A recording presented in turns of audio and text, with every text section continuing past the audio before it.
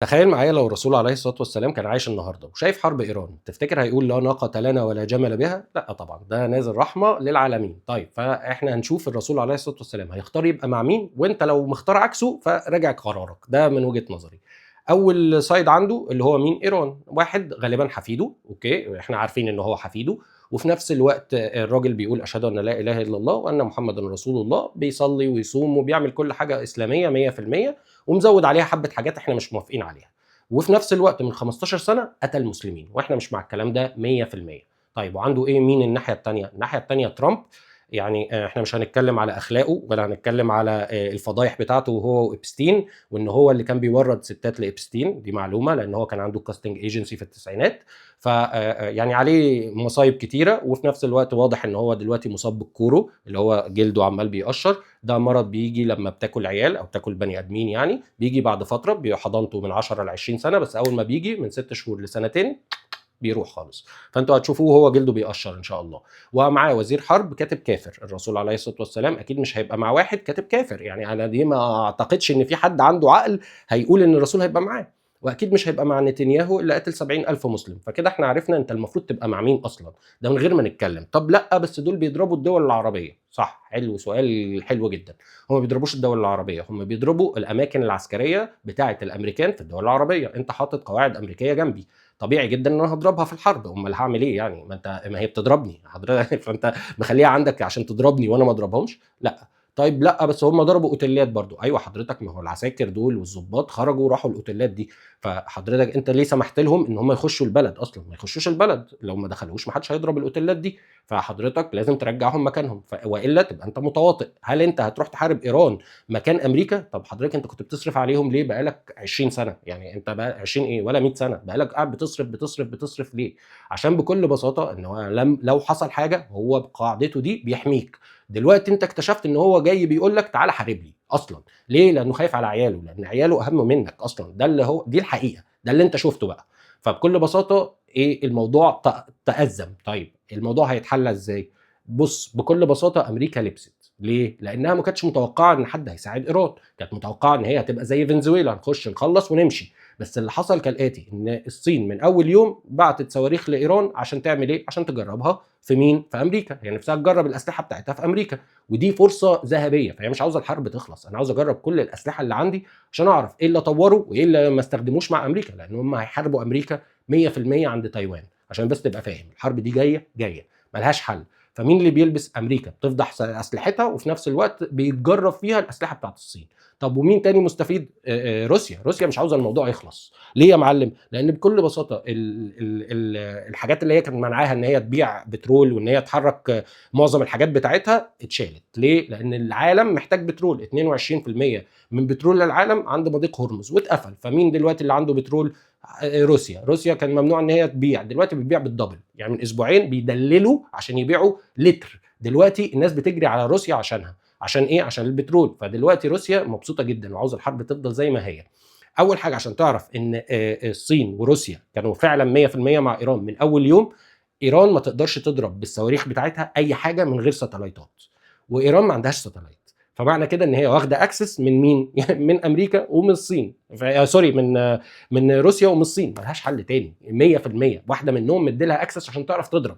اوكي، فده صباح الفل. تاني حاجه، تقدر تضمن ان صواريخ الصين شغاله منين؟ ان امريكا سحبت اللي هي اللينكولن اللي هي حامله الجنود والطيارات دي. لو وقعت دي مصيبه.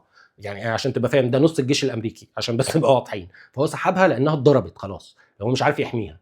طيب مين اللي بيلبس دلوقتي؟ الخليج. ليه بيلبس الخليج؟ لان هو دلوقتي مطالب منه ان هو ياخد سايد، يبقى مع حد. يا اما هتبقى مع امريكا، فانت هتضطر ان تسمع كلامه وتحارب مسلمين، وده مش هيحصل. وفي نفس الوقت لو سبتهم هيحصل ايه؟ طب هو هيرجع، هيروح ايران هتقول لك انا مش عاوزه قواعد امريكيه في عندك في البلد.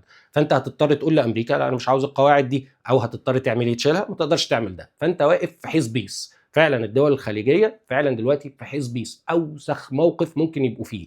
وهيبان ضعفهم ان هم مش متحكمين في الارض اللي هم عليها، وان هم مجرد ولاة عليها. يعني ايه؟ يعني لو واحد امريكاني ماشي في الشارع في دبي هو اهم بكتير قوي من كل المناصب. ليه؟ هي دي الحقيقه، هو وريها لك على ارض الواقع في الحرب. 6 ماتوا في حرب ولا حاجه، 6. دلوقتي بيقول لك لا ما حدش يحارب، مش هننزل ناس، لا ده السعوديين يحاربوا عن نفسهم، واسمه ايه ده الامارات تحارب عن الامارات. ايه اللي تحارب بس هنهرج. اوكي، فالموضوع بقى مضحك. طيب مين المستفيد برضو هنا؟ مصر بكل بساطه. ليه؟ لان يا باشا انا مش متضرر في الحته دي في حاجه، وخلي الحرب تزيد زي ما تزيد. ليه يا باشا؟ عشان بكل بساطه انا عندي قناه السويس، السعوديه عندها 2 مليون برميل، وعمل الفيديو ده من سنه على فكره. هم دول اللي هتقدر تخرجهم. هتخرجهم منين؟ من ناحيه مصر. وساعتها حتى في الفيديو قلت دي فرصه، علي يا باشا سعر سعر توصيل البنزين الدبل تريبل براحتك، دي حقك، انت مش في الحرب دي، انت مالكش دعوه. اوكي، طالما مالكش دعوه بالحرب دي يبقى استفيد منها، ده من وجهه نظري يعني على الاقل. انت مع مين؟ انا واحد من الناس، انا مع ايران 100% من غير كلام. دي حرب على المسلمين، مش حرب على ايران، عشان بس نبقى واضحين، دي حرب على الاسلام. طب مين بيقول انها حرب دينيه؟ اسمه ايه ده الكنيست بتاع السنت بتاعهم قالوا دي حرب دينيه واضحه وصريحه. والراجل وزير الحرب هو قال، عامل كتاب اصلا قال ان دي حرب دينيه، وبيقول للجنود ان دي حرب دينيه، وفي نفس الوقت اتقفش وده مسجل، ان هو عاوز يقتل كل المسلمين، وكان سكران في امريكا في بار، ودي مسجله واتسال عليها عامه عشان تبقى في الكونجرس، عشان لو انت مش مصدقني ده حقيقه. وفي نفس الوقت حاجه غريبه جدا ان الامريكان بيساعدوا اليهود. ليه؟ لان بكل بساطه اليهود بيشتموا في المسيحيه، عشان تبقى فاهم. ما هو اليهودي شايف ايه؟ شايف السيده مريم العذراء ان هي خلفت المسيح وهي عندها 12 سنه من حرام. اوكي، هو مقتنع ان ده من حرام، هي جت معاها عيل وهي عندها 12 سنه، ده حرام. اوكي، ان مفيش معجزه ومفيش اي حاجه، فهو بالنسبه له السيده مريم العذراء كانت شمال. طبعا انا ما بقولش الكلام ده. اوكي، اليهود اللي بيقولوا الكلام ده، لو عاوز فيديوهات على ده هجيب لك كتير، يعني مش واحد واثنين ثلاثة 10 100 200 موجود. طب بيقولوا ايه على السيد المسيح؟ بيقولوا عليه ان هو ريحته وحشه، وان هو كذاب، وان هو مش عارف ايه. ممكن اجيب لك الكلام ده برضه. وباسم يوسف لسه منزل فيديوهات عن الموضوع ده على فكره من 3 4 ايام، عشان تبقى عارف اليهود بيقولوا على المسيحيين ايه، بس في نفس الوقت بيساعدوهم.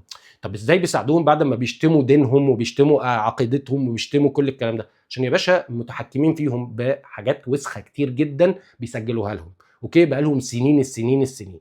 فانت كده عرفت انت المفروض تبقى مع مين، مع بتوع الاطفال ولا مؤاخذه اللي بياكلوا اطفال وبيغتصبوهم، ولا مع المسلمين اللي هم عاوزين سلام في المكان. ليه؟ لان لو برضو هنبص، ايران في اخر 100 سنه ما هجمتش على ولا بلد. يعني لو انت بتقول ان هي بدولة نووية فده موضوع خطر، لا يا باشا، هي دي المشكلة، ان انت دولة معاها سلاح وخلاص ما تنفعش. ليه؟ عشان ننجم مين؟ كان المحتل ابن الوسخة على العرب كلهم والمسلمين. فدلوقتي اللي بيحصل ده انا شايفه حاجة كويسة. ليه؟ لانه بيبين كل الناس على حقيقتها. الامريكا مش هتساعدك كدول عربية، هي بتستغلك كفلوس، وفي الاخر وقت الجد هتقول لك امك في العش ولا طارت. دي الحقيقة، وده اللي انت شايفه ولازم تبقى عارفه. لكن اللي هيبقى لك مين؟ مصر. اوكي، ليه؟ لان ده دوله عربيه مسلمه زيها زيك. فانت لو عاوز تتعامل في حمايه تتعامل مع ايه؟ مع دوله مسلمه عندها نفس اخلاقك، مش دوله انت بالنسبه لها ولا حاجه. انت بالنسبه لها لو نزلت عسكري اهم من رئيس الجمهوريه بتاعكم، اللي هو بتاع السعوديه او بتاع الامارات، عشان تبقى فاهم ده فكر الامريكان. اوكي، فكده انت عرفت انت المفروض تبقى مع مين وتختار ايه. طيب ده هيأثر علينا وهيأثر على الوطن العربي؟ اه طبعا هيأثر. الجو اللي هيحصل في السنتين ثلاثه اللي جايين زي الزفت. كل حاجه هتغلى، كل حاجه هتغلى. هل احنا المفروض نخش اي حرب؟ وجهه نظري نستنى لغايه امتى؟ لغايه اما احنا وتركيا نبقى مع بعض في الحته دي. ليه؟ لان انت لو خدت بالك اخر 3 طيارات خرجوا قبل الضربه الاولانيه على ايران كانوا ايه؟ كانوا رايحين على تركيا. واول بلد اتقال اسمها بعد اول يومين في الحرب لما ايران ما كانتش لسه بترد وما كانش في حاجه بتحصل، ايه؟ تركيا. ليه؟ عشان ايه؟ احنا عاوزين نخلص، احنا عاوزين نشيل الدوله الاسلاميه من العالم، هو ده الهدف عشان تبقى فاهم. الدوله الاسلاميه تتشال، ما يبقاش فيه اسلام. بس هو احنا 2 مليار، احنا بنزيد كده كده. فانت هتلاقي ان تركيا هتخش في الموضوع هي كمان. بس لو انت عاوز برضو في ويب سايت بيجيب لك الحرب 4D. يعني ايه؟ يعني بيجيب لك حركه الصواريخ، حركه الطيارات، اسمه بتقدر تشوفها الساتلايتس ايه اللي كانت شغاله وايه اللي ما كانتش شغاله وامتى وازاي وفين. فبصراحه بتبقى شايف مين بيعمل ايه ومين بيكذب ازاي. طب هل مضيق هرمز هيتاخد؟ بص ممكن يتاخد، هو مفيش حاجه مش ممكن تتاخد، بس من وجهه نظري ولا الصين ولا روسيا هيوافقوا ان 22% من بترول العالم يبقى تحت سيطره امريكا هو كمان. ليه؟ لان هم دول عظمى مش عاوزين يبقوا تحت سيطره امريكا. فبالنسبه للصين وروسيا هم مبسوطين بالوضع. روسيا بكل بساطه، انا يا باشا انا مبسوط، انا ببيع بترول وانا ما كنتش لاقي ابيع بترول. ليه؟ لان دلوقتي ما بقاش فيه بترول، فاتسمح لي ان انا اقدر ببيع بضعف الثمن وانا محتاج كل جنيه. طيب وبالنسبه للصين، انا بجرب سلاحي، بجربه في مين؟ في امريكا. صباح الفل. وانا هحاربها فين؟ في تايوان 100%. عارفين ان الحرب دي هتحصل. طب فانا عاوز اجرب سلاحي ده، هل هينفع مع امريكا ولا مش هيجيب؟ فاكتشفنا ان هو لا نافع كويس قوي. طيب هل ده هيعني ان ايران هتخلص الذخيره بتاعتها؟ ايران مش هتخلص ذخيره، عندها الصين بتمدها، وهم بقى لهم 25 سنه ما بيعملوش غير صواريخ. فالموضوع ان هو الصواريخ تخلص دي يعني صعبه جدا، يعني مش في الحياه بتاعتنا. ممكن كمان مثلا 6 شهور حرب وبيضربوا كل يوم، فتقول لي الصواريخ خلصت، لكن غير كده مفيش. طب هل امريكا تقدر تستنى 6 شهور؟ مستحيل. انا بقولها لك في يا ابني كاس عالم ركز معايا كده، في شهر 6 في كاس عالم. هو كان فاكر ان هو داخل يخلص ويمشي، اكتشف ان هي لبست، الدنيا باظت خالص. اوكي، فامريكا مش عارفه ترجع ومش عارفه تتقدم، والكيان المحتل لبس امريكا، ودلوقتي ايه؟ انا مش هينفع اضرب. واما جه ضرب مناطق اللي اسمه ايه ده بتاعه النفط بتاعه ايران، امريكا طلعت قالت ايه؟ احنا ما قلنا لهمش كده.